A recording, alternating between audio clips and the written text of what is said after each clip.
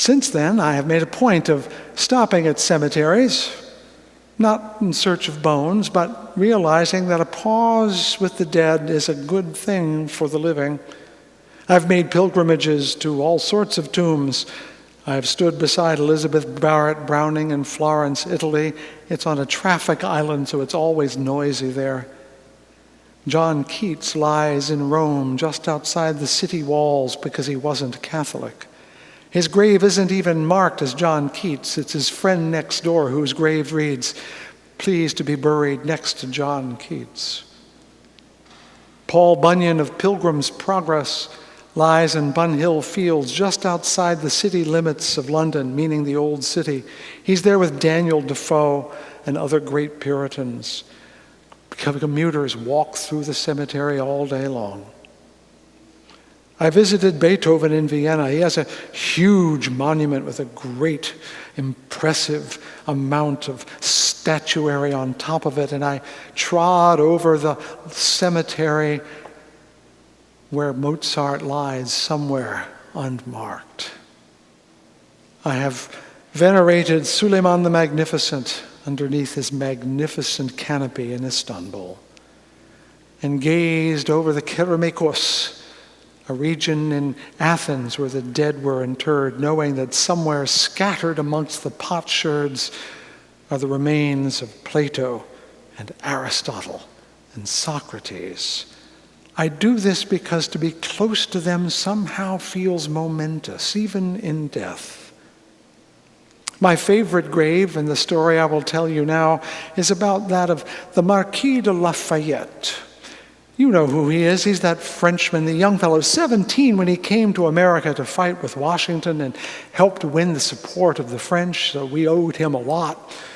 He was married to a noble woman himself, and sadly, his mother-in-law and sister-in-law perished during the terror, the period after the Revolution.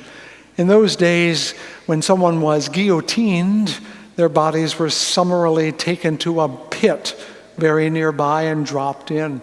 So it was what happened to his mother-in-law and his sister-in-law. And so when his wife died before he did, she wanted to be buried near her mother and sister, and so he bought land in the little cemetery Picpus near the Place de la Nation. And of course, that's where he is buried too. I wanted to find this place because this was an American-French hero in a little cemetery, and I got on the metro and got off and walked along down our street and paid my, at the time, 5 francs to go inside. And it's a little place, but you can see the Marquis's grave right away. It has an American flag flying over it. For you see, he was an American citizen by act of Congress. And ever since the day he was buried in a military funeral, an American flag has flown over that grave every day. And in the 1940s, that means it was the only American flag flying in France during the Nazi occupation. No, it never came down. It's moments like that that I go to cemeteries for, to be bathed in the significance of the dead and to realize that I live in their shadow every day. I felt it at York Castle, a keep on a hill where hundreds of Jews were incinerated on purpose, and the more mechanical and efficient ovens at Dachau. I felt it at the American cemetery in Normandy, a beautiful place perched on a cliff. And even at the Alhóndiga in Guanajuato, Mexico, where the first brave rebels fought off the Spanish army and then were themselves executed later.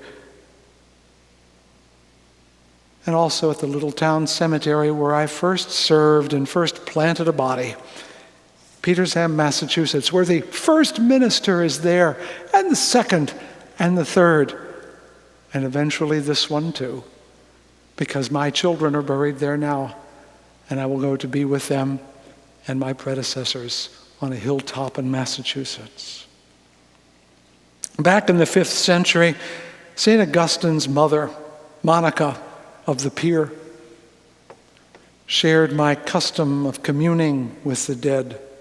She would pack up a meal, some wine, and sit amongst the graves of the saints What you may not know is she was not unusual. Lots of Romans did that. To this day, Mexicans do it. The Japanese do it as well. It's only we modern Americans who have such a distant relationship with our dead. Most cultures do something more than just park them in the ground or put their ashes away. Most of them keep the relationship going in some way. I think we should do that too. And I mean more than once a year. This is solemn and important. And yes, I know you carry them in your heart. Sometimes more. I'm wearing a necktie my father owned with the railroad he worked for on it. We should do something more, don't you think? Religion is about this, the place where the living and the dead meet.